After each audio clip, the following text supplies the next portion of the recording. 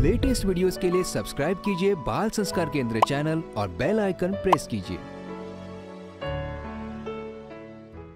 हरिओम बच्चों, 11 अप्रैल को पूज्य बापूजी का अवतरण दिवस है। इसी पर आज का बाल संस्कार केंद्रित है। पूज्य बापूजी कहते हैं, साधारण जीव का जन्म कर्म बंधन से, वासना के वेग से होता है, परंतु भगवान या संत महापुरुषों का धरती पर प्रकट होना जन्म लेना नहीं, अपितु अवतरित होना कहलाता है। भगवान या संत महापुरुष तो लोक मांगल्य के लिए, किसी विशेष उद्देश्य को पूरा करने के लिए अथवा लाखों लाखों लोगों द्वारा करुण पुकार लगाए जाने पर अवतरित होते हैं। अवतरण दिवस का यही संदेश है कि आप बहुजन हिताय बहुजन सुखाय कार्य करके स्वयं परमात्मा में विश्रांति पालो। समय बहुत तेजी से बीता जा रहा है। पतन का युग बहुत तेज रफ्तार से आगे बढ़ रहा है। उत्थान चाहने वाले अपना उत्थान तो कर लो। शरीर का जन्म होना और उसका जन्मदिन मनाना कोई बड़ी बात नहीं है, बल्कि उसके जन्म का उद्देश्य पूर्ण कर लेना ये बहुत बड़ी बात है। चांदना कुल जहान का तू, तेरे आसरे होए व्यवहार सारा, तू सबदी आंख में चमकदा है, हाय चांदना तुझे सूझता अंधियारा।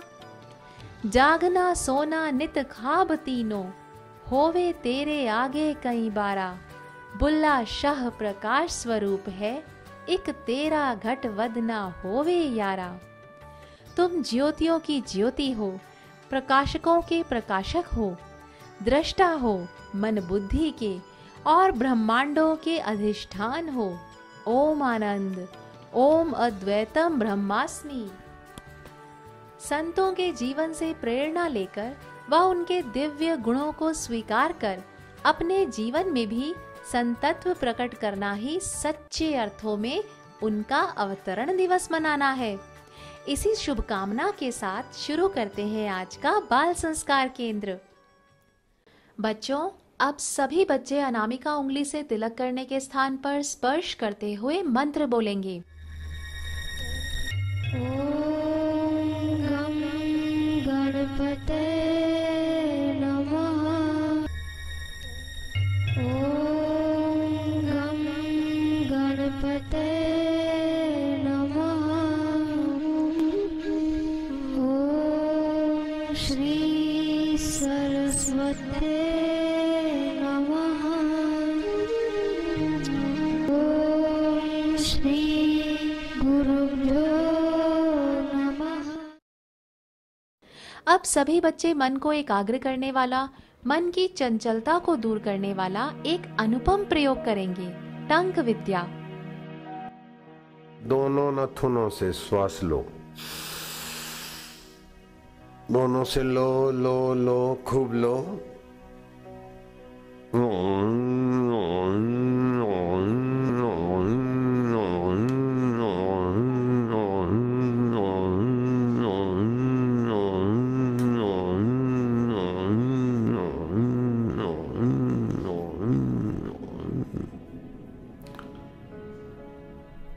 एक बार हुआ, ऐसे 2 बार करना है बस।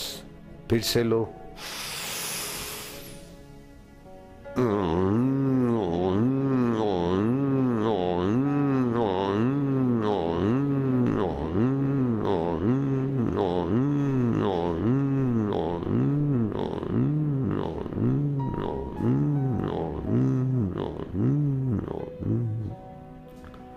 ऐसा 2 बार करने से तुम्हारा मन में जरा जरा बात में जो दुखी होता है, जरा बात में सुखी, जरा जरा बात में अभिमानी, जरा जरा बात में चिंतित, जरा जरा बात में भयभीत, ये सारे मन की कमजोरी मिट जाएगी। अब हम सब पूज्य गुरुदेव की वंदना। जय सद्गुरुदेवन देववरम, निज भक्तन रक्षण दे, पर दुख हरम सुख शांति, निरुपाधि निरामय चय काल अबाधित शोषकतापत्रयं भयभञ्जन देत परमभयं मनरञ्जन भाविक भावकीयं जय सद्गुरुदेवन देववरं निज भक्तन रक्षण देहधरम् ममतादिक दोष न शावत है, शम आदिक भाव सिखावत है, जग जीवन पाप निवारत है, अब सागर पार उतारत है, जय सद्गुरु देवन अब सभी बच्चे करेंगे ओमकार गुंजन। श्वास लो लंबा।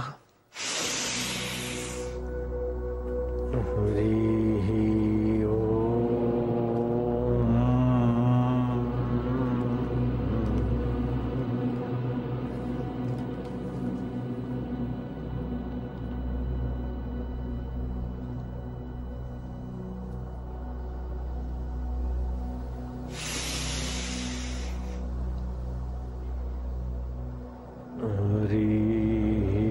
ओम।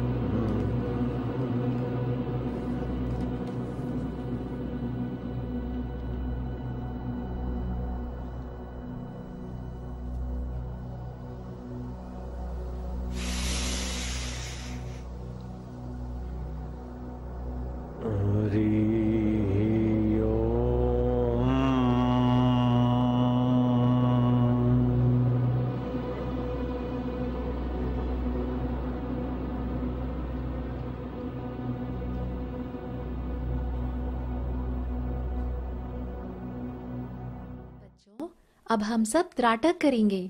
त्राटक से हमारी एकाग्रता और याद शक्ति बढ़ती है।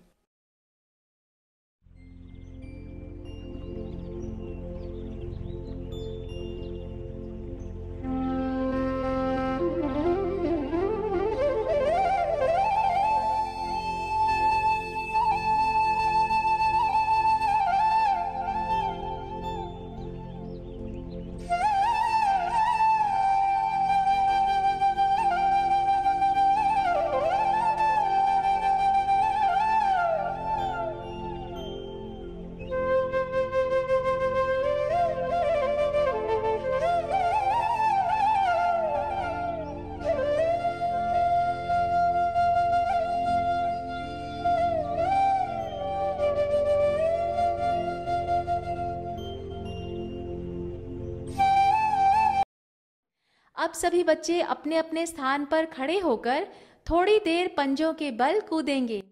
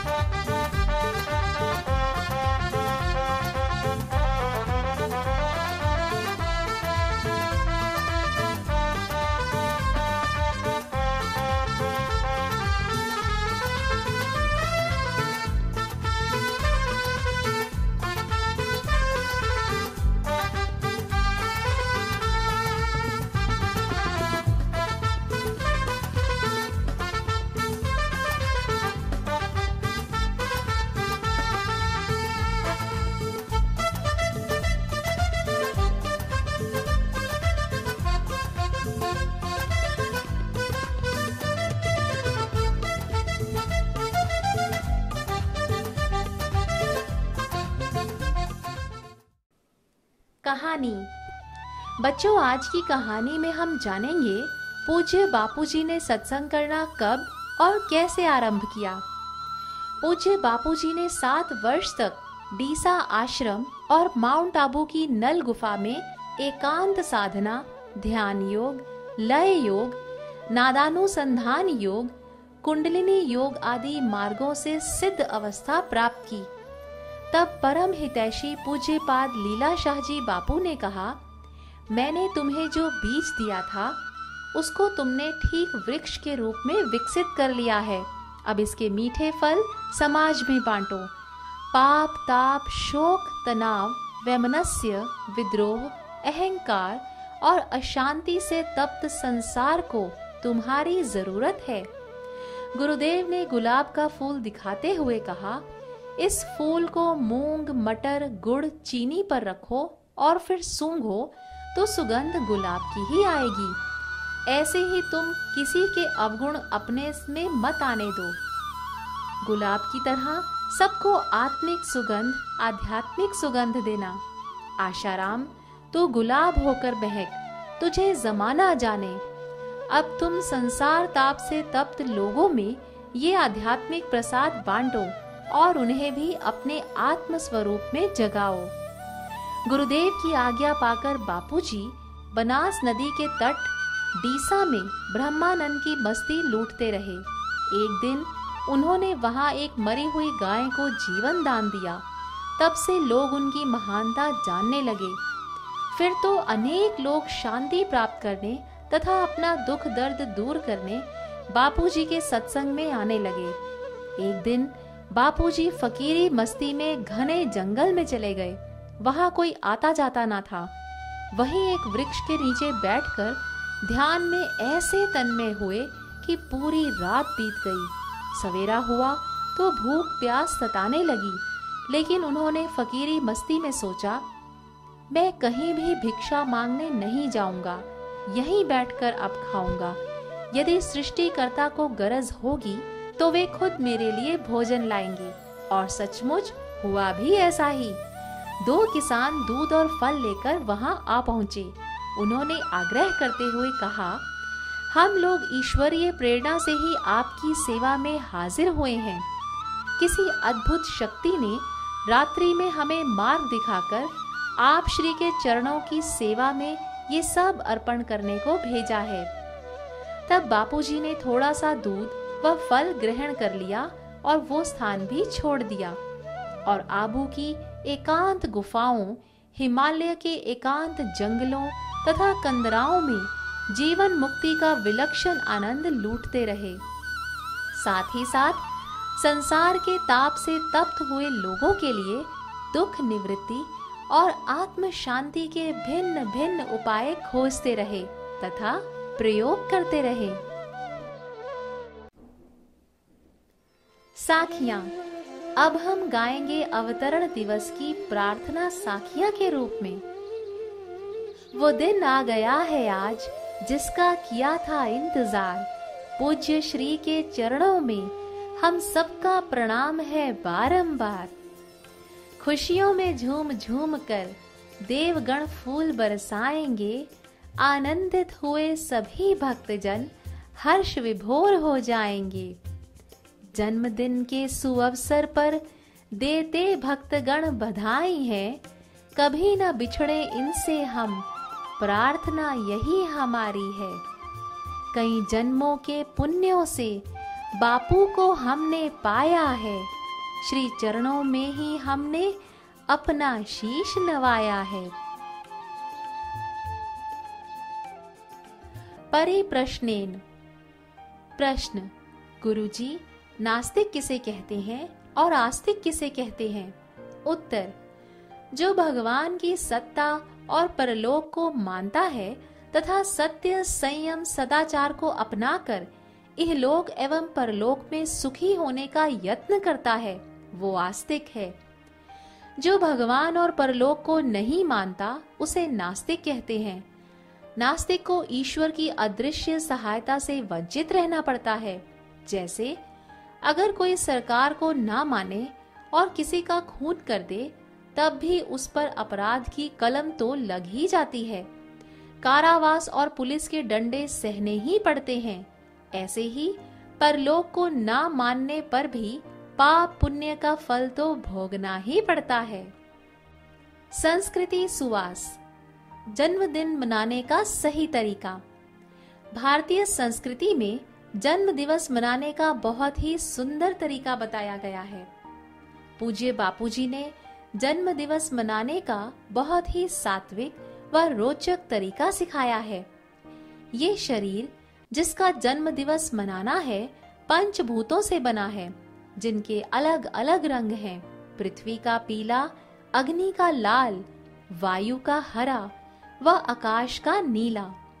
थोड़े से चावल, हल्दी, कुमकुम आदि उपरोक्त 5 रंग के द्रव्यों से रंग लें।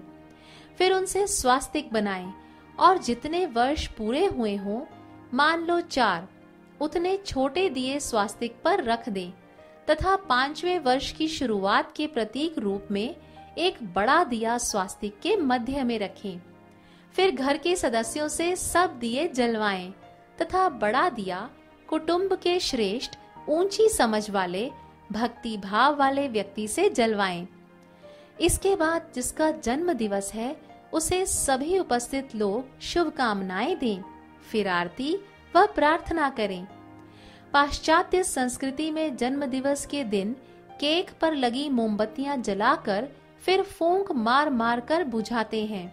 जरा सोचिए, पानी का गिलास होठों से लगाने मात्र से उस पानी में लाखों कीटाणु प्रवेश कर जाते हैं, तो फिर मोमबत्तियों को बार बार फूंकने पर थूक के माध्यम से केक में कितने कीटाणु प्रवेश करते होंगे। जहाँ शुद्ध चीज खानी चाहिए वहाँ फूंक मारकर उड़े हुए थूक से जूठे जीवाणुओं से दूषित हुए केक को बड़े चाव से खाते और खिलाते हैं। जहाँ दिए जलाने चाहिए वहाँ बुझाते हैं। बच्चों, आप तो पूज्य बापूजी के द्वारा बताई गई विधि से भारतीय संस्कृति के अनुसार सात्विक तरीके से जन्मदिन मनाया करें। प्रतियोगिता। अब बारी है ज्ञान विज्ञान प्रतियोगिता की। आपको एक प्रश्न पूछा जाएगा, उत्तर में 4 विकल्प होंगे, तो आपको 10 सेकंड में सही उत्तर बताना है। प्रश्न है, यह तो महान संत बनेगा, लोगों का उद्धार करेगा। श्री आशा रामायण जी के अनुसार ये भविष्यवाणी किसने की थी? विकल्प हैं, पिता थाऊमल जी ने, पूज्य लीला शाह जी बापू ने, माता मंगीबा जी ने, कुलगुरु परशुराम जी ने।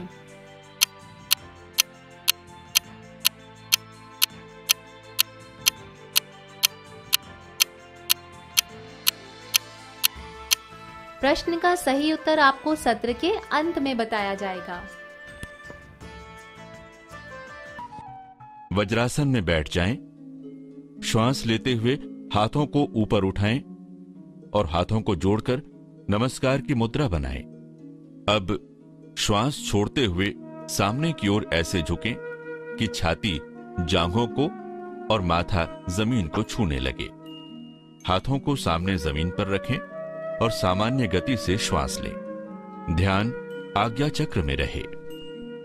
ध्यान दें, ये आसन करते समय गण गणपतये नमः मंत्र का जप और गुरुदेव और इष्ट देव का सुमिरन विशेष लाभ देता है। 5 से 10 मिनट तक ये आसन करने के बाद धीरे धीरे श्वास लेते हुए हाथ, माथा और सिर उठाते हुए मूल स्थिति में आ जाएं।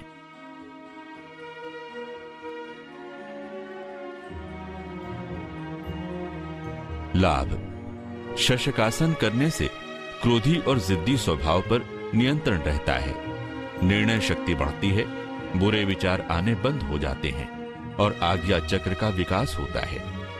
साइटिका की तंत्रिका और एड्रिनल ग्रंथि के कार्य नियमित। गतिविधि। आज की गतिविधि में श्री आशा रामायण से आई हुई निम्नलिखित पंक्तियों को आप क्रम से लिखेंगे। देखते हैं कौन सा बच्चा सबसे पहले सही करता है। सभी शिष्य रक्षा है पाते, सर्वव्याप्त सद्गुरु बचाते। जानने को साधक की कोटि, 70 दिन तक हुई कसौटी, आंसू मल से हो गए साईं आसाराम। बहुत देर तक पैर दबाते, भरे कंठ पितु आशीष पाते। वट वृक्ष पर डाली दृष्टि, करती अपनी कृपा की वृष्टि। चैत वद 6/1998, आंसू मल अवतरित आंगने। लक्ष्मी देवी को समझाया, ईश प्राप्ति ध्येय बताया। 108 जो पाठ करेंगे, उनके सारे काज सरेंगे। गए सिद्धपुर साधना करने, कृष्ण के आगे बहाए झरने। सुनी गुरु की भविष्यवाणी, गदगद हो गए सिरुमलानी। परम पिता ने पुत्र को देखा, सूर्य ने घट जल में पेखा। आज की गतिविधि का उत्तर।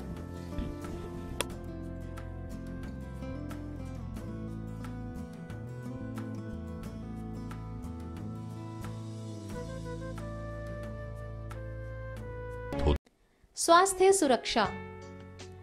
चमत्कारिक पानी प्रयोग। रात भर तांबे के बर्तन में रखा हुआ पानी प्रतिदिन सुबह जल्दी उठकर बिना मुंह धोए, बिना ब्रश किए करीब आधा लीटर बच्चों के लिए 1 गिलास गुनगुना पानी एक साथ पी लें।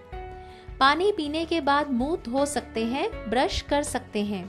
पानी पीने के 45 मिनट तक कुछ भी खाएं पिए नहीं। इस प्रयोग से कई प्राण घातक बीमारियां दूर हो जाती हैं तथा शरीर स्वस्थ रहता है। पृथ्वी पर का अमृत गाय का दूध। भारतीय देसी गाय का दूध पृथ्वी पर सर्वोत्तम आहार है, उसे अमृत कहा गया है। केवल गाय के दूध में ही विटामिन ए होता है, अन्य विदेशी गाय या पशुओं के दूध में नहीं। देसी गाय का दूध पीला और सोने जैसे गुणों से युक्त होता है। प्रतिदिन देसी गाय के दूध के सेवन से सभी प्रकार के रोग एवं वृद्धावस्था नष्ट हो जाती है। एलोपैथिक दवाओं, रासायनिक खादों, प्रदूषण आदि के कारण हवा, पानी एवं आहार के द्वारा शरीर में जो विष एकत्रित होता है, उसको नष्ट करने की शक्ति गाय के दूध में है। सभी को प्रतिदिन देसी गाय का 1 गिलास दूध तो अवश्य पीना चाहिए। सावधानी। गाय के दूध के साथ किसी प्रकार का विपरीत आहार जैसे कि खटाई, नमक, जूस आदि नहीं लेना चाहिए, अन्यथा लाभ के स्थान पर स्वास्थ्य खराब हो जाता है। खेल। अब हम खेलेंगे अंदाजा लगाने का मजेदार खेल। सभी बच्चे 2 बराबर समूहों में बैठ जाएंगे, ग्रुप ए और ग्रुप बी। दोनों समूहों से एक एक बच्चा खड़ा होगा। पहले ग्रुप बी का बच्चा खड़ा होकर आगे आएगा और अपने दोनों हाथ पीछे कर लेगा। अब ग्रुप ए का बच्चा ग्रुप बी के बच्चे के पीछे किए हुए हाथों में कोई एक वस्तु रखेगा, जैसे कोई फल, बर्तन अथवा कोई घरेलू वस्तु। ग्रुप बी का बच्चा हाथ पीछे रखे हुए ही उस वस्तु को छूकर 20 सेकंड में बताएगा कि वो वस्तु क्या है। याद रहे, हाथ आगे करके वस्तु को देखना नहीं है, बिना देखे ही छू कर बताना है। यदि उस बच्चे ने 20 सेकंड में वस्तु का सही नाम बता दिया तो उसके समूह को 10 अंक मिल जाएंगे, और यदि गलत नाम बताया तो 10 अंक कम हो जाएंगे। फिर ग्रुप बी का बच्चा ग्रुप ए के बच्चे के पीछे किए हुए हाथ में कोई एक वस्तु रखेगा और ग्रुप ए का बच्चा हाथ पीछे रखे हुए उस वस्तु को छू कर बताएगा। जिस समूह के पहले 100 अंक पूरे हो जाएंगे वो समूह विजेता होगा। जन्मदिन को क्या करें क्या ना करें। जन्मदिन के अवसर पर महामृत्युंजय मंत्र का जप करते हुए घी, दूध, शहद और दुर्वा घास के मिश्रण की आहुतियां डालते हुए हवन करना चाहिए। ऐसा करने से आपके जीवन में कितने भी दुख, कठिनाइयां, मुसीबतें हों या आप ग्रह बाधा से पीड़ित हों, उन सभी का प्रभाव शांत हो जाएगा और आपके जीवन में नया उत्साह आने लगेगा। बच्चों को इस दिन अपने गत वर्ष का हिसाब करना चाहिए, यानी कि वर्ष भर में क्या अच्छा काम किया और क्या बुरा काम। जो अच्छे किए उन्हें भगवान के चरणों में अर्पण करना चाहिए और जो बुरे कार्य किए उन्हें ना दोहराने का व सन्मार्ग पर चलने का संकल्प करना चाहिए। ज्ञान का चुटकुला। विज्ञान शिक्षक, क्लास में सो रहे हो क्या? राजू, नहीं सर, गुरुत्वाकर्षण के कारण सर नीचे गिर रहा है। सीख, अर्थहीन बातें बोलना, अपना दोष छुपाना शोभा नहीं देता। भजन, अब बारी है भजन की, सभी बच्चे भजन का आनंद लेंगे। रब मेरा सतगुरु बन के आया। रब मेरा सतगुरु बन के आया, मैनू वेख ले। आपके भजन में अगर भगवान नहीं है, वो भजन आपको फंसा देगा। आपके गीत में गीत की सत्ता देने वाले की प्रीति नहीं तो आपके गीत पेट पालू कुत्ते जैसी कमाई करा के मार देंगे आपको। बूटे बूटे पानी प्यावे, बूटे बूटे पानी प्यावे, सूखे बूटे हरे बनावे। सूखे बूटे हरे जो संसार को चाहते हैं उनके हृदय के बूटे सूखे हो जाते हैं। बन के मैनू देख लेन दे, इयो आया माली बन के मैनू देख लेन दे। रब मेरा सतगुरु बन के आया, मैनू देख लेन दे। रब मेरा सतगुरु बन के आया, मैनू वेख लेन दे।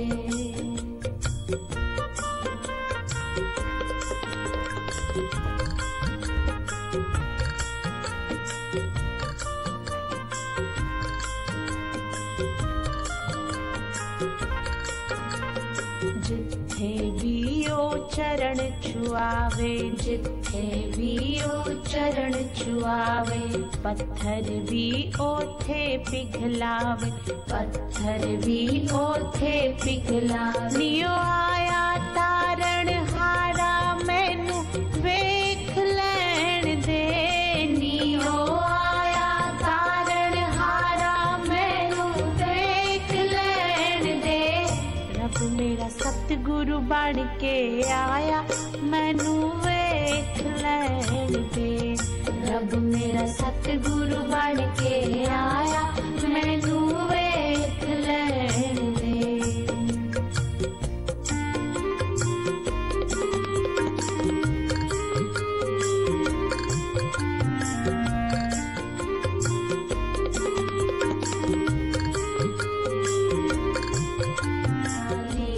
शाजी दा परम प्यारा, थाऊ मल जी दी अखियां दा तारा, थाऊ मल जी दी अखियां दा तारा। महंगी बाजी दा लाल, मैनू वेख लेन दे। मां महंगी बाजी दा लाल, मैनू वेख लेन दे। रब मेरा सतगुरु बन के आया, मैनू वेख लेन दे। रब मेरा सतगुरु बन के आया, मैनू वेख लेन दे। गृह कार्य। बच्चों, हम बच्चे बापूजी को अवतरण दिवस पर क्या भेंट करेंगे? सभी बच्चों को अपनी गलती एक कागज पर लिखकर आश्रम जाकर व्यासपीठ या बड़ दादा पर अथवा घर पर ही गुरुदेव की फोटो के सामने अर्पण करना है और संकल्प करना है कि आज के दिन से मैं ये गलती नहीं करूंगी या करूंगा। आपने ऐसा किया या नहीं, ये अपनी डायरी में लिखना है। बच्चों, अब हम श्री आशा रामायण जी की पंक्तियां दोहराएंगे। पुत्र तुम्हारा जगत में सदा रहेगा नाम, लोगों के तुमसे सदा पूर्ण होंगे काम। सिर से हटी पिता की छाया, तब माया ने जाल फैलाया। बड़े भाई का हुआ कुशासन, व्यर्थ हुए माँ के आश्वासन। गए सिद्धपुर साधना करने, कृष्ण के आगे बहाए झरने। सेवक सखा भाव से भीजे, गोविंद माधव तब हैं रीजे। एक दिन एक माई आई, बोली है भगवन सुखदाई, बड़े पुत्र दुख मुझे झेलने, खून केस दो बेटे जेल में, बोले आंसू सुख पावेंगे, निर्दोष छुट जल्दी आवेंगे, बेटे घर आए माँ भागी, आंसू मल के पाँवों लगी। ओम हरि ओम हरि ओम हरि ओम हरि ओम हरि ओम हरि ओम हरि ओम। वीडियो सत्संग। बच्चों, अब हम पूज्य बापूजी के श्रीमुख से सुनते हैं सत्संग। महापुरुषों का अवतरण दिवस मनाने से हमें क्या फायदा? नारायण नारायण नारायण। अभी 72वां दिया बड़ा जला दिया हमने, 71 दिए सब साधक जला रहे हैं। जितने वर्ष पूरे हुए, जो भी ज्ञान शांति भक्ति था, आने वाला वर्ष उससे भी ज्यादा भगवान के तरफ, समता के तरफ, आत्मवैभव के तरफ बढ़े, इसीलिए जन्म दिवस मनाया जाता है। तो एक होता है जन्म साधारण जीवों का। जन्म किसको बोलते हैं? जो अव्यक्त है, छुपा हुआ है, वो प्रकट हुआ, उसको जन्म बोलते हैं। और अवतरण किसको बोलते हैं? जो ऊपर से नीचे आए, जैसे राष्ट्रपति अपना पद से नीचे आए, स्टेनोग्राफर को मदद रूप हो जाए, उनके साथ मिलके काम करे कराए, उसको बोलते हैं अवतरण। और अवतरण, जन्म, प्रागट्य, इन सब की अपनी अपनी व्याख्या है। लेकिन हमको क्या फायदा? हम ये व्याख्या समझेंगे, विचारेंगे, तो हम अपने कर्म बंधन से, देह के अहम से, दुख के तादात्म्य से और सुख के भ्रम से हम पार हो जाएंगे। भगवान की जयंती, महापुरुषों का अवतरण दिवस अथवा अपना जन्म दिवस, इसके पीछे एक लौकिक कर्म दिखते हुए भी आदि दैविक उन्नति छुपी है। और कोई संत महात्मा के हाजिरी में ये होता है तो आध्यात्मिक उन्नति का प्रागट्य होता है। जैसे कुछ लोग केक काटते हैं, मोमबत्ती फूंकते हैं और लाखों लाखों बैक्टीरिया थूकते हैं, हैप्पी बर्थडे करते हैं। ये भी जन्म दिवस मनाने का पाश्चात्य तरीका है। लेकिन हमारे भारत ने इस बात को अस्वीकार कर दिया कि हमारा जीवन अंधकार में से प्रकाश की ओर ले जाने के लिए है। अंधकारमय कई योनियों से हम भटकते हुए आए, अब आत्म प्रकाश में जिए तो तमसो मा ज्योतिर्गमया, हम अंधकार से प्रकाश के तरफ जाएं। लेकिन वो जो दिए जले होते हैं, मेणबत्तियां, वो तो प्रकाश को अंधकारमय करना और बासी अन्न का काट कूट करना, फूंकते थूकते और फिर बांटना, छी छी छी, वमन आ जाए। अगर बुद्धिमत्ता हो तो वमन आ जाए केक खाने वाले को देख के, क्योंकि जो फूंकता है ना, फूंक में लाखों लाखों बैक्टीरिया थूकता है। तो ये भी जन्म दिवस लोग मनाते हैं। खैर, अब उस अंध परंपरा की थोड़ी कमी हुई है, सजगता आई है, लेकिन अभी भी कहीं करते।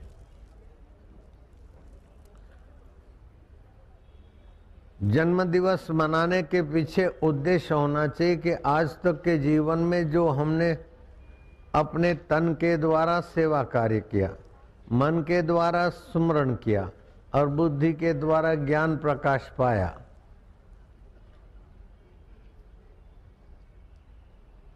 उससे अगले साल अपने ज्ञान में परमात्मा तत्व के प्रकाश को हम बढ़ाएंगे, सेवा की व्यापकता को बढ़ाएंगे और भगवत प्रीति को बढ़ाएंगे।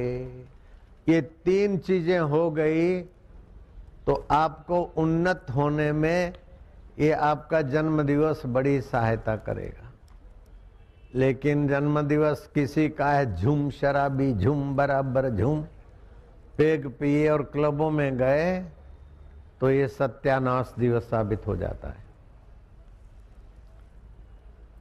तो आदि भौतिक शरीर है, आदि दैविक मन बुद्धि अहम है, और अध्यात्म तत्व इन दोनों से परे है, उसको जानने वाला है। भगवान कृष्ण कृपा करके अपना अनुभव बताते हैं। जन्म कर्म च में दिव्यम, जन्म कर्म च में दिव्यम, यो वेति माम तत्वतः। अर्जुन, मेरा जन्म और कर्म दिव्य है। ऐसा जो जानता है उसके भी जन्म और कर्म दिव्य हो जाते, और वो मुझे मिलता है, ऐसे मिलता है जैसे दो सरोवरों के बीच की पहाड़ हट जाती है, तो जैसे दो सरोवरों की पहाड़ टूट जाए तो कौन से सरोवर का कौन सा पानी ये पृथक करना संभव नहीं रहता। ऐसे ही जीव का जीवत्व छूट जाए और ईश्वर का अपना ईश्वरत्व बाधित हो जाए तो वास्तविक में दोनों में एक परब्रह्म परमात्मा लहरा रहा था, लहरा रहा है, लहराता रहेगा। आद्य शंकराचार्य भगवान ने कहा कि अगर जीव नहीं है, जगत नहीं है, तो ईश्वर, ईश्वर किस बात का है?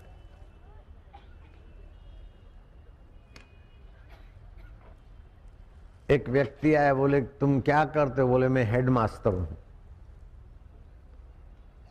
तो तुम्हारे हाथ नीचे मास्टर कितने हैं? बोले एक भी नहीं। बच्चे कितने हैं? बोले सब चले गए, 4 हैं। तो तू हेड काय कर रहा? जब तेरे नीचे मास्टर नहीं है तो तू हेड मास्टर नहीं रहा, और पढ़ने के लिए अगर तेरे पास बच्चे नहीं तो तू मास्टर नहीं रहा। ऐसे ही जीव नहीं है, जगत नहीं है, तो ईश्वर, ईश्वर भी नहीं रहा। जयराम जी बोलना पड़ेगा। तो ये जीव और जगत और ईश्वर, तो जीव जो अव्यक्त है, अप्रगट है, वो प्रगट होता है तो उसका जन्म होता है, और प्रगटी हुई चीज फिर विसर्जित होती है, होने को जाती तो मृत्यु होता है। जैसे शरीर मर गया तो इसको शमशान में जलाने को ले जाएंगे, तो जलीय अंश जल में चला जाएगा, वायु का अंश वायु में, अग्नि का अंश अग्नि में, पृथ्वी तत्व का अंश कुछ राख बच जाएगी हड्डियां, तो अव्यक्त हो गया तो मृत्यु हो गई। और कहीं फिर जन्म हुआ, व्यक्त हुआ तो जन्म। तो अव्यक्त होना, विसर्जित होना को मृत्यु कहा, और विसर्जित में सुसर्जित होना इसको जन्म कहा। ये जन्म और मृत्यु की परंपरा ध्यान से सुनना, बहुत ऊंचा फायदा लेना है। ये आपने जो कुछ आयोजन किया, मेरे को पता नहीं था कि गाड़ी में जाते समय रास्ते में रोकेंगे, और गाड़ी में बैठते समय भी मुझे पता नहीं था कि मेरी गाड़ी को दुल्हन की नहीं सजाएंगे। मैं तो अपने आप में गुरु प्रसाद में ऐसा सजा हूं कि ये तुम्हारी सजावटें तुम्हारे लिए है, मेरे लिए तो बाबा वही है। नारायण हरि, नारायण हरि। तो जन्म कर्म च में दिव्यम यो वेति माम तत्वतः। तो भगवान का जन्म होता है करुणा परवश होकर, दयालुता से। भगवान करुणा करके आते हैं, तो भगवान का जन्म दिव्य हो गया, अवतरण हो गया। भगवान जो भी हमारे कष्ट मिटाने के लिए प्रेमा अवतार अथवा ज्ञान अवतार अथवा मर्यादा अवतार आदि होता है, तो वो हमारे नाई जीते, हंसते, रोते, खाते, खिलाते, सब करते हुए भी सम रहते, तो हमको उन्नत करने के लिए जो होता है वो अवतार होता है। और अपने कर्म बंधन से फंसे हुए जीव कहरा रहे, वो निगुरे साधारण होते हैं, लेकिन कहराते हुए अपने सृष्टिकर्ता को पुकारते हैं, तो वो सृष्टिकर्ता जैसे दूध में सफेदी व्याप्त है, चकमक में आग व्याप्त है, तिलों में तेल व्याप्त है, ऐसे ही सृष्टिकर्ता, अणु अणु परमाणुओं में व्याप्त परमेश्वर जो का त्यों है सब में। लेकिन भक्त जब उन्हें पुकारते हैं, प्रार्थना करते हैं, तो वृत्ति आरूढ़ हो जाता है। सामान्य चैतन्य तो सब में ज्यों का त्यों है, लेकिन जब भक्त प्रीतिपूर्वक भजता है अथवा आर्त भाव से भजता है, अर्थार्थी भाव से भजता है, जिज्ञासु भाव से भजता है, अथवा भगवान को जानकर भगवान से प्रीति पाकर ऐसे ही सहज में भजता है, तो 4 प्रकार के भक्तों की भगवान ने महिमा गाई। आर्तो, अर्थार्थी, जिज्ञासु, ज्ञानी च भरतर्षभा, उदारा एवे सर्वेते। ये सब मेरे भक्त उदार है। बोले महाराज आर्त है, दुख मिटाने के लिए आपको पुकारता है, उदार कैसे हुआ? वो तो दुखी आ रहा है। बोले उदार इसलिए हुआ कि चोरी जारी दुराचार के द्वारा दुख नहीं मिटाना चाहता, लेकिन मेरी कृपा को बुलाकर निर्दुख होना चाहता है, इसलिए मेरे तरफ झुका है ना, मेरे को प्रेम करता है, ये उदार है। दुष्टों को मारने के लिए मुझे अवतार लेने की जरूरत नहीं है, लेकिन मेरा शैशव काल यशोदा मैया का दुग्ध प्रेम भरी माता का, करुणा भरी माता का दुग्ध पान करना, शैशव काल, किशोर काल, गोपियों के और ग्वालों के बीच आनंदित आह्लादित होना, यौवन काल, कर्म को योग, भक्ति को योग, ज्ञान को योग बनाकर वियोग से जो तड़फ रहे हैं संसार के तरफ, उनको अपने तरफ ले आना, इसी का मेरा है। बाकी तो दुष्टों का दमन करना तो आपस में दुष्ट की बुद्धि फेरा के लड़ा के मार दे। उन दुष्टों को तो बंदर भी मार देंगे, उन दुष्टों को तो ऋषि मुनियों का श्राप भी मार देगा, उन दुष्टों को तो अपनी बदपरहेजी और अपना काम विकार एड्स की बीमारी के द्वारा मार के ले जाता है। फिर भी कहा गया है परित्राणाय साधुनाम विनाशाय च दुष्कृताम। तो इसका रहस्य है कि जो साधु स्वभाव के हैं, प्रेमी हैं, कठिनाइयों में पुकारते आर्त भाव से, अथवा धन दौलत अथवा चुनाव के लिए मुझे पुकारते हैं, वो अर्थार्थी है। रोग कष्ट मुसीबत से दबकर पुकारते हैं, वो अर्थार्थी है, ये आर्त है।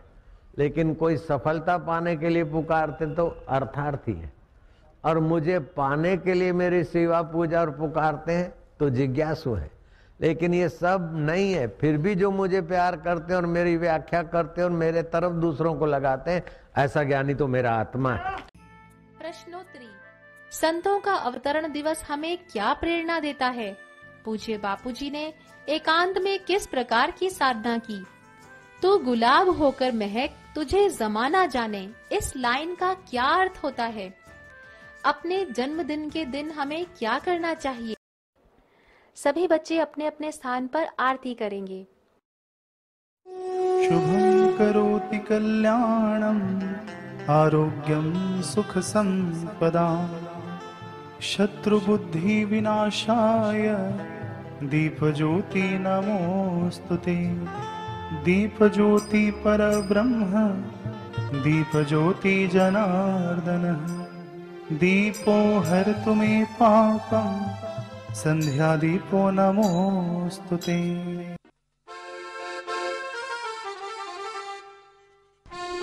ज्योत से ज्योत जगाओ सतगुरु, ज्योत से ज्योत जगाओ, मेरा अंतर तिमिर मिटाओ। सतगुरु ज्योत से ज्योत जगाओ। हे योगेश्वर हे परमेश्वर हे ज्ञानेश्वर हे सर्वेश्वर, निज कृपा बरसाओ। सतगुरु ज्योत से ज्योत जगाओ, मेरा अंतर तिमिर मिटाओ। सतगुरु ज्योत से ज्योत जगाओ। हम बालक तेरे द्वार पे आए, मंगल दरस दिखाओ। सतगुरु ज्योत से ज्योत जगाओ। शीश झुकाए करे तेरी आरती, शीश झुकाए करे तेरी आरती, प्रेम सुधा बरसाओ, सतगुरु ज्योत से ज्योत जगाओ। साची ज्योत जगे जो हृदय में, साची ज्योत जगे जो हृदय में, सोहम नाद जगाओ, सतगुरु ज्योत से ज्योत जगाओ। अंतर में युग युग से सोई, अंतर में युग युग से सोई, चित शक्ति को जगाओ, सतगुरु ज्योत से ज्योत जगाओ।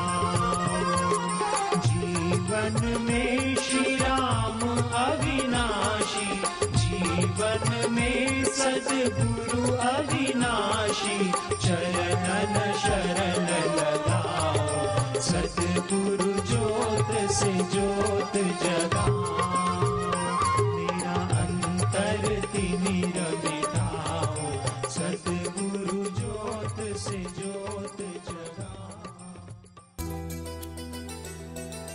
नारायण नारायण नारायण नारायण। इसी के साथ हमारा आज का बाल संस्कार केंद्र संपन्न होता है। अगले सप्ताह फिर मिलेंगे बच्चों एक नए ज्ञानवर्धक विषय के साथ। तब तक के लिए हरि ओम।